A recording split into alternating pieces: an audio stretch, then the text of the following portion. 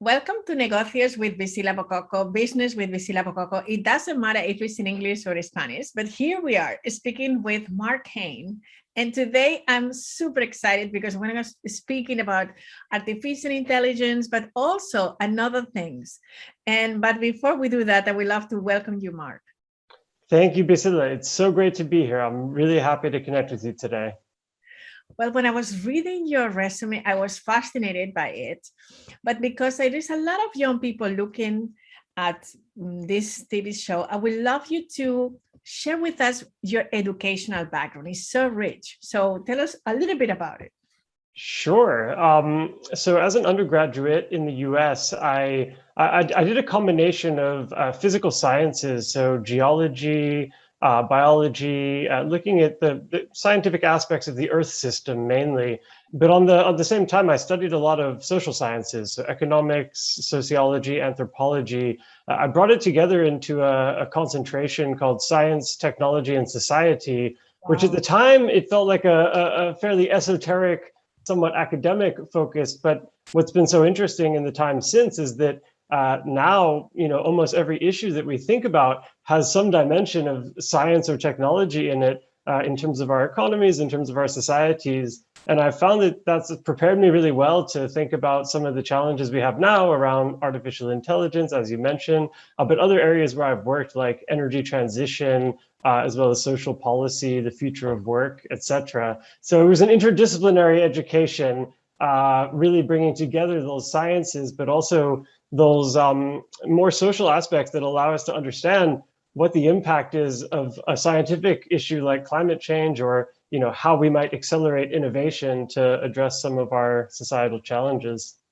And just curious, that was inspired by your parents, or it was just you who made the decision to make that cocktail? I was really inspired by, at the time, and still, the rising challenge of climate change. This was starting to get a lot of attention when I was going to university. And it was just very clear that this was a fundamental issue for society, not just right now, but really for the whole duration of my career. So perhaps it was a bit selfish. Maybe I thought if I focus on that, I'll always have a job. But no, I really just felt that it was an issue that was fundamentally important, and that also crossed the disciplinary boundaries. To address climate change, we need to understand the climate. There's a huge scientific dimension, but we also need to take political actions to get us on the right path to a zero carbon future. And that involves society. People are going to have to use different technologies, maybe to go through the world in different ways. And so to me, it was so fascinating that it brought together so many different things all into one thread. Great decision. Tell us, you served in policy roles in the African Union and the UK Foreign and Commonwealth Office. What was exactly your mission there? Sure. So I joined the UK government in, I think it was 2014. At the time, the UK was really thinking hard about its own plans for addressing climate change. And that involved both a domestic aspect, so thinking about the policies, the regulations, the investments that the government would make, as well as how it could work with the private sector and with citizens to accelerate that transition to a zero carbon energy system, but also economy in the UK. But I got involved more looking at the international dimension. So at the same time as the UK was creating these domestic policies, it was also trying to coordinate with the international community so that other countries were moving in the same direction, and so that the ambition collectively was greater than it had previously been. And I was really fortunate to be able to work in the UK government in the Foreign Office during the time when the Paris Climate Agreement was negotiated. And I got involved myself in some of the work that was being done internationally around energy technology and innovation. And this was really an incredible opportunity both to learn a lot about the issues and the challenges, and then to think about what practical policies and tools and approaches could the UK and its international partners take to address them. So I did that for several years, and at the end of that, I spent a little over a year in Addis Ababa, Ethiopia, as you mentioned, at the African Union Commission. And the African Union is a really unique organization. There are 55 member states involved, and it looks a little bit like the European Union in terms of being a continental political body, but it's actually very different because it has double the amount of member states and has a very different set of legal mandates and ways of operating that make it, I think, a more difficult challenge for the African Union to really exercise the kind of sovereignty that the European Union is able to do. My role there was to look into the opportunities and challenges around green jobs in sub-Saharan Africa. And this was incredibly fascinating for me because it brought together a few really important threads. One thing that we see in sub-Saharan Africa, which I'm sure you're well aware of, is that demographically, you have these very young and dynamic populations. In Ethiopia, where I was living, I think roughly 50% or maybe more of Ethiopian citizens are less than 25 years old. So you have this extraordinary, youthful generation with a lot of ideas, with a lot of energy. And we also know that over the next, let's say 5 to 30 years, we need to be making this major transition of our economies to a more green future. And so the question that we were focused on in my time at the African Union was, how can we bring these kind of agendas into harmony with one another? Obviously, all of these young people, they want to have jobs, they want to contribute to society, they want to enjoy the benefits of decent work, and at the same time, there's going to be a lot of jobs that are created by this transition, so that's a good opportunity. But on the other hand, there will probably be some sectors that don't grow as much as they might have, or that may even have to shrink in some of the really carbon-intensive areas. So how do you manage that transition to a cleaner future from a workforce perspective? That was the focus of my work at the African Union, and really, again, a really tremendous learning experience because it's not just a hypothetical future issue; it's all happening right now, and there's a lot to play for still. The possible futures are many, and so trying to figure out which are the preferable futures and how do you get there, that was really tremendous for me. Now you're still having fun because you are at the World Economic Forum with focus in artificial intelligence. And I would like you to explain us exactly what you will say that the applications of technology can address. How can they address the social and environmental challenges that we're facing right now? Sure, it's a great question. Yeah, as you said, I've moved to the World Economic Forum for the last several years, and I've been involved in setting up and running the Center for the Fourth Industrial Revolution, which is the forum's institute.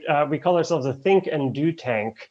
And we're based in San Francisco, but with presence and offices around the world. And we really focus on two things very broadly. The first is responsible technology. So how do we ensure that the technologies that we're bringing to the market or that we're using in our everyday lives are responsible? They safeguard our privacy, for example. They don't have negative effects on society. That they promote people achieving their potential and help them in their everyday lives. So that's a big part of the work, is responsible use of technology. But the second part is what you've asked me about, which is how can these new technologies that are developing so quickly and that are so powerful, like artificial intelligence, but other technologies too, drones, new ways of collecting and using data, sensors, the Internet of Things.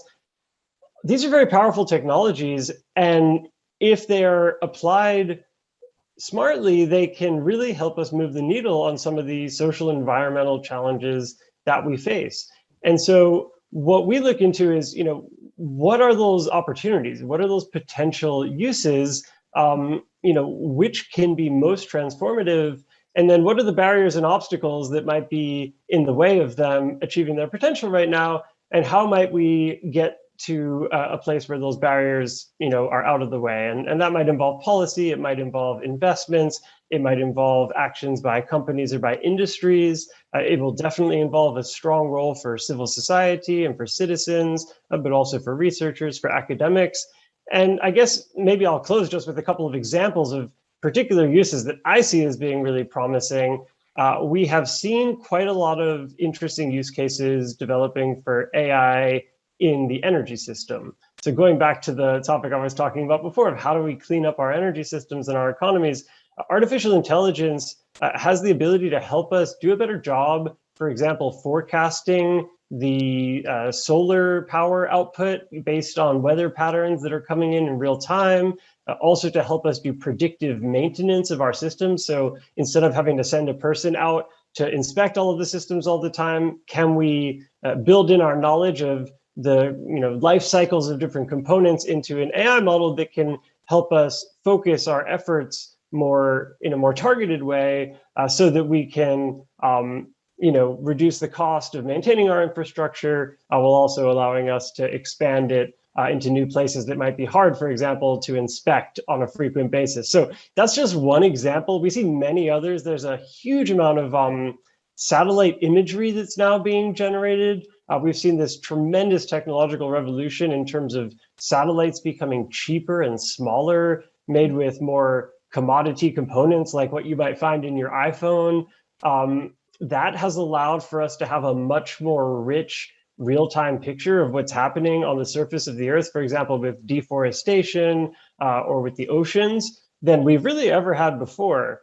And with all of that data coming in, AI becomes a really powerful way to digest that data in real time, to pull out the key insights and the lessons from it, and to help us then make better decisions on a real-time basis about how to manage, forests or oceans or other aspects of our Earth system. So I'm really excited about the potential for AI and other technology around environmental and social use cases.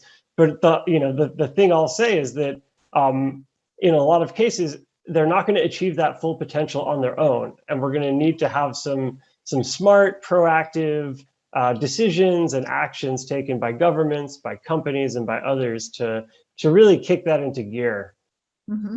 That connects me with the next question. What's the role that the public-private partnerships take solving these societal problems? Sure, it's a great question. And the World Economic Forum, we're the International Organization for Public-Private Partnership.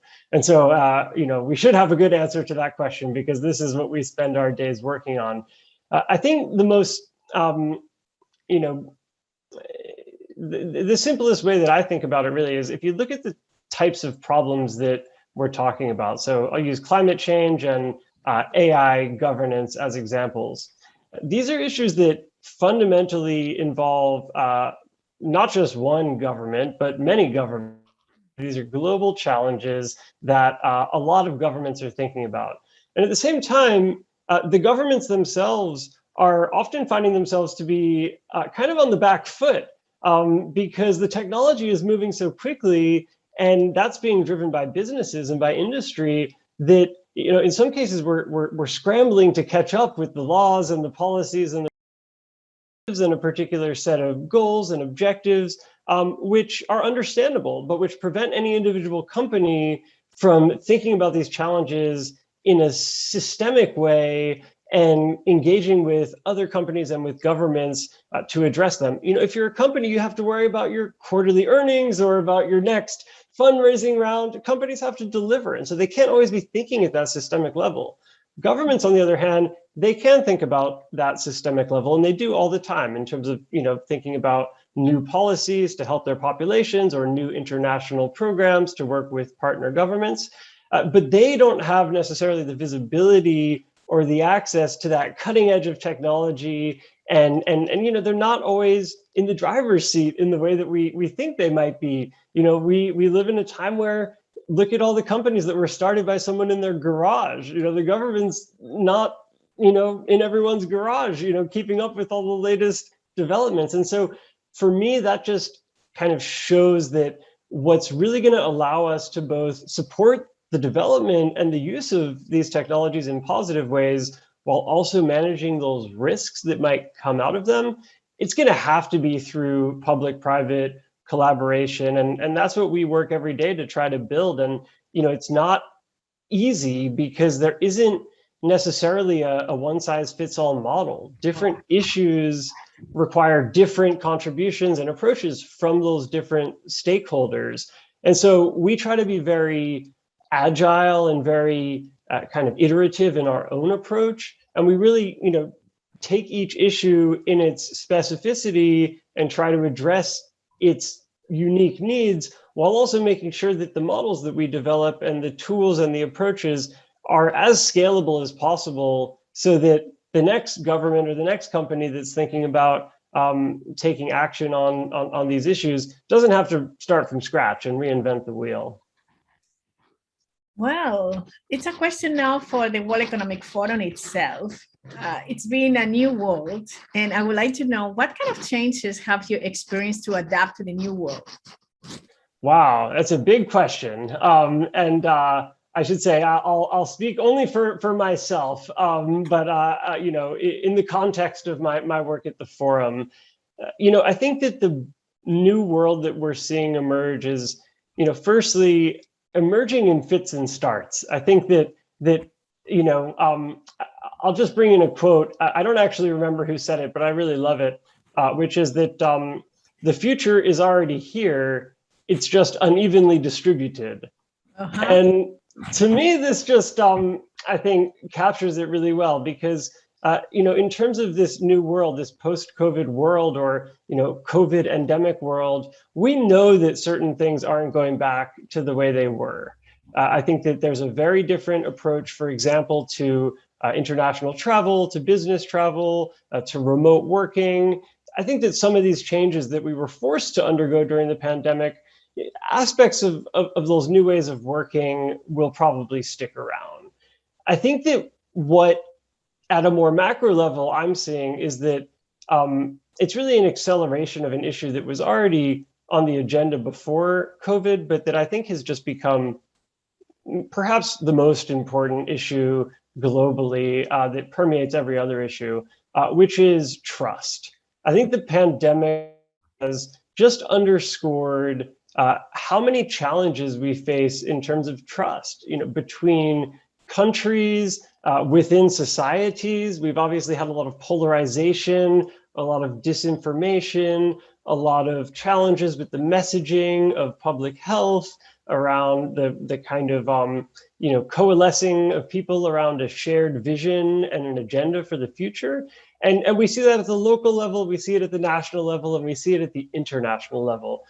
And so to me, what this new world, what the big challenge is to figure out to bring forth this new world is, how do we trust each other? How do we create the right kinds of environments and incentives and ways of engaging that we can build that trust? And I think that is going to permeate everything else. If we have more trust, we can have more collaboration between different countries. We can have more, kind of forward-thinking collaboration within countries. So that's top of my list. Just a couple other things to mention in terms of the sort of, new normal and what we can do to manage it. Perhaps we would say that, but I think public-private partnership will be even more important than it used to be. COVID is another example of where it was very clear very early on that neither governments nor companies could solve it alone. Obviously, companies have done tremendous work creating vaccines, creating better treatments, etc. But government was vital to creating the kind of production infrastructure and the scaling infrastructure to be able to actually get those vaccines out to the world and to citizens. And so, I think public-private partnership is one of the ways that we're going to manage this new world better. And my hope also is that we can learn from some of the lessons of the COVID period. I think we're just at the beginning of that process, honestly. I think we're just coming out of the crisis, and we're starting to say, okay, well, what just happened and what's still happening, and what can we learn? but I'm hopeful that, for example, something like climate change can actually benefit from some of those lessons that we learned from COVID around, what are we good at doing? For example, developing the vaccine, that happened incredibly quickly, faster than anyone thought. So maybe we can develop technologies faster than we thought when we really have a crisis. Maybe we can learn from that experience. On the negative side, some of the issues around disinformation or around international, countries becoming a bit more inward looking, focused on their own issues. Those are going to be challenges to overcome with climate change. So maybe we can see, did anything work particularly well in the COVID case that we can bring forward? Is there anything that we might like to avoid repeating? And how can we do that? So, there's a lot to the question, and I'm just beginning to think it through, but those are some initial thoughts. Beautiful. I love it, Marc. Honestly, it's great that you shared that with us. And just to wrap up, I would like to just see, youth are experiencing a very challenging time, full of uncertainty. And I would like to know if you can share with us your views regarding the education and opportunities for the young people in this new economy. Yeah, it's a great question. I'm glad to end on it because it's one of my favorite things to talk about. As I mentioned when talking about my time in Ethiopia and really thinking about this huge new generation of young people who are coming into the world at this really challenging time, I think that it is a tremendous moment for young people to really. Let me just say, I understand that feeling of uncertainty that a lot of young people are having. To have some of the first experiences of the world and its complexities be something like COVID or seeing what's happening with climate change.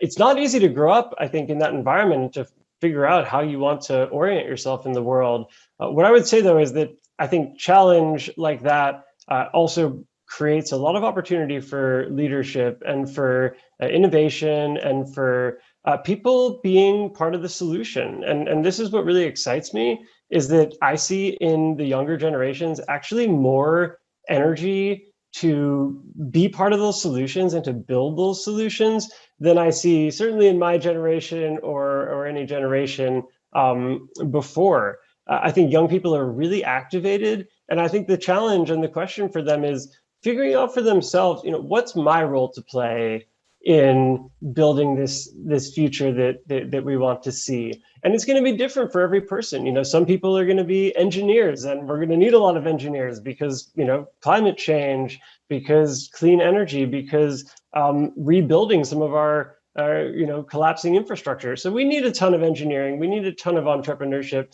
But we're also going to need a lot of, and the pandemic, I think, has really underscored this, we're going to need a lot of more, let's say, human skills. Look at how challenging we're finding it to communicate with one another, to work together. I think that there's going to be huge opportunity for young people to find innovative ways, at a more social and kind of humanistic level to bridge those gaps between us, to build common cause, common vision, a sense of, a shared purpose and future. And so my advice to young people would just be to, really engage with the complexity, engage with the challenges, but do so with a spirit of, constructive opportunity, because what's happening is happening, regardless of what any one of us might wish were happening or might be able to do. And so, we can't change necessarily the circumstances in which we find ourselves, or that we have inherited, but we can step up, in our own power and our own individuality to find a way to contribute and to help make the world a better place. So I think it's a great time to be a young person, filled with promise, filled with peril, and I would just encourage optimism, a constructive approach, and finding your niche. Yeah. Well, Marc, I just have so much energy. And I think that everyone else is going to feel this way. So our youth is going to be like cheerleading you because you are cheerleading them. So thank you so much for being here with us at Negocios with BISILA BOKOKO in Negocios TV. And yes, we will definitely have an opportunity to continue the conversation another time. So thank you. Well, thank you so much for having me, BISILA, and thanks to all of your team and your community. I'm really so happy to connect today. Thank you.